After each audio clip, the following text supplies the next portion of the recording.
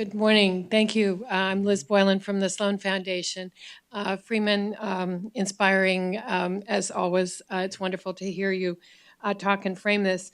As you know, Sloan's Minority PhD program has been a longstanding program that I have inherited from Ted Greenwood, and I'm very appreciative of all of the campuses that have participated in it. I've been trying to identify some of the key, I think, factors that motivated and contribute to its success as money matters, mentors matter, leadership, institutional leadership matters, and community matters. Yes. With regard to those first two, the money matters and the mentors matter, two problems that I'm seeing as we look at the current students and the former students in the minority PhD program, and highlighted by a recent article, study by AIR, and then article in Science, is the extent to which there are differentials between underrepresented minorities and Asians and whites with respect to the amount of graduate student debt that they are graduating with. So I think all of us, again, disaggregating data is really important to Sloan. It's important to solving this. But looking at accumulated debt and in STEM fields, we have this belief that we're supporting our institution, our students. Right. It's just not so. If accumulated graduate student debt is as differentially distributed. The other thing that I've been concerned about for a very long time is the degree to which we are relying on too few mentors faculty mentors taking on the task of really being serious and effective in terms of mentoring underrepresented minorities. And Rigoberto Hernandez, who's at Georgia Tech in chemistry, gave a label to me that it's called the diversity tax.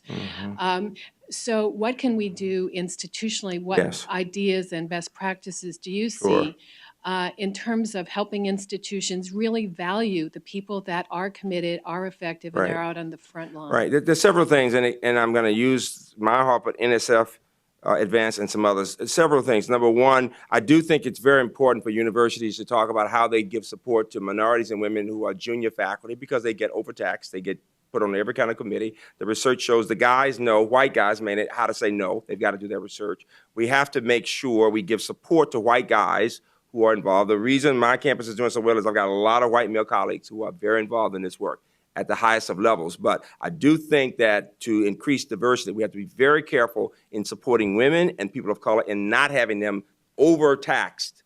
First, I start there because otherwise they don't get tenure. They help for years and they don't get tenure. And the people who said no are the ones who are left. All right. Number one. Number two, I really do think that there should be incentives for people of all races, particularly senior people.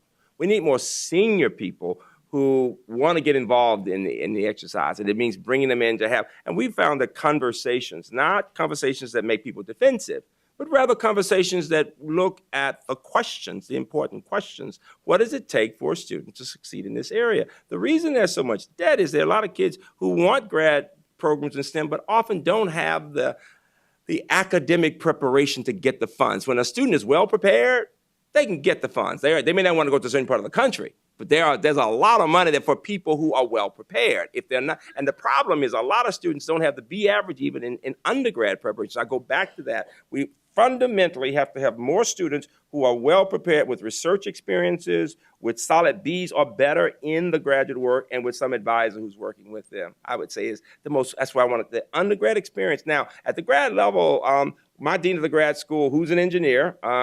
First black woman to get a PhD from Georgia Tech, Janet Rutledge, you know. She and Scott Bass, who's now at American, wrote a piece called University as Mentor. It's a great piece. It was one of the CGS papers, and it talks about all the things you need to do at the graduate level to make a difference. And then the PhD completion project is especially helpful to grad students, coupled with the NSF grants, the AGEP grant, the Bridge to the Doctorate grants, and they do exactly what you say. They build community, so much so that we had the one for UMBC, College Park, and UMB, that my white students want to come to all these activities. They want that community. They want to be able to talk about the challenges they're facing. So I think there's some fundamental issues there that are important. And then finally, here's the point, though. We have not thought through how to give advice to students in general, and it's worse for minorities and women. about what you do after, in preparing for after the PhD. Is it a postdoc? What kind of university? Is it the industry? Where's the research? And in our grad schools, I'm telling you over and over again, well-meaning professors will just say, why are you going for the PhD? There aren't but so many jobs, right? And this is what we need to deal. We need to figure out, how do we talk to them about that? I'm not saying everybody should go in for a PhD, but we need to figure out what the opportunities are so people aren't disappointed when they finish. And so we understand more. We have lots of master's students who are doing well, but we need more understanding of pathways to careers in engineering for master's, PhD, and beyond. Okay? Thank you. So I know that there are many